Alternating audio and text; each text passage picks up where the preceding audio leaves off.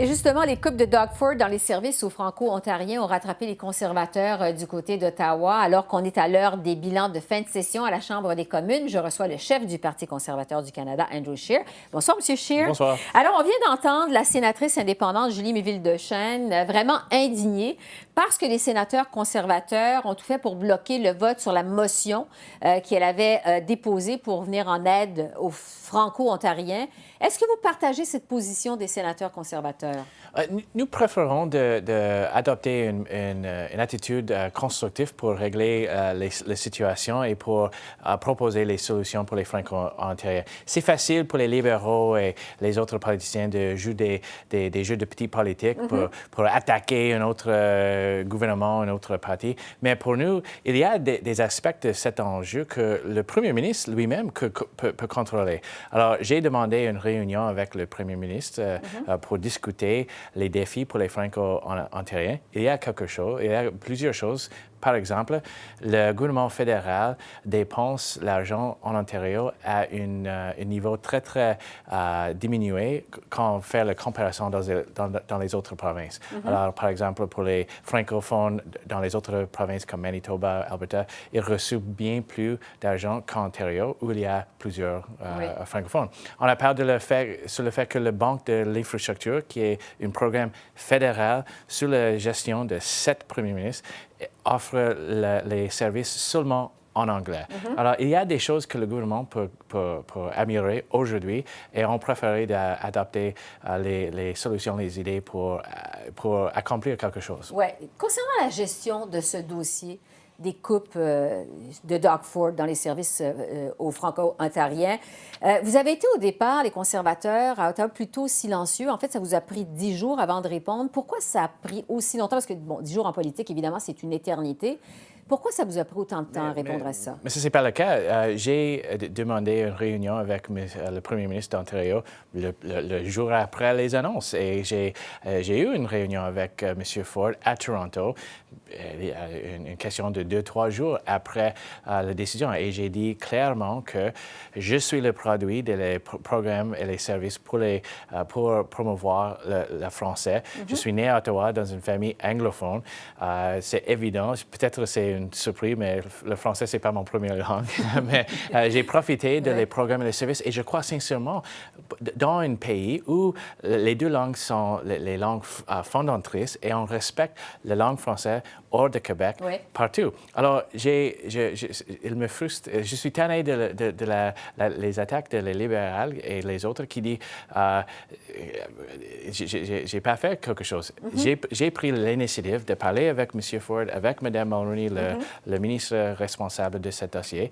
Et maintenant, mon question pour le premier ministre, c'est quoi son plan pour régler la différence entre le niveau de subvention pour les francophones en Ontario, les autres aspects où il peut contrôler? Au moment de ces annonces-là, des coupes dans les services aux francophones, on vous a vu presque main dans la main avec Doug Ford. Vous avez été photographié à côté de lui. Est-ce que ça a été une bonne décision de votre part que de vous montrer une telle proximité avec le premier ministre ontarien? Mais je travaille avec les provinces et les premiers ministres deux provinces qui sont sur le même côté de beaucoup des enjeux qui sont importants au niveau fédéral. Bien sûr, il y a des gouvernements où je suis très, très proche, comme en Saskatchewan. J'ai beaucoup des amis dans le gouvernement de Saskatchewan, en Manitoba. On ne va pas être en accord avec chaque décision, mais nous respectons qu'on peut travailler ensemble sur les enjeux comme la taxe sur le carbone, comme les dépenses sans contrôler, les traversées illégales dans nos frontières. On peut travailler ensemble pour démontrer que Justin Trudeau a échoué à régler les dossiers qui sont très importants.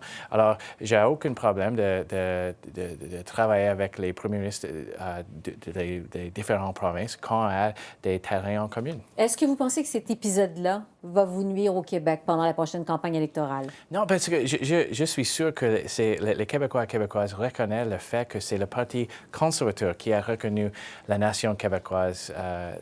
C'est notre parti qui a toujours appuyé les programmes pour promouvoir le français. Je suis le seul chef qui a pris l'initiative d'avoir une discussion avec M. Ford.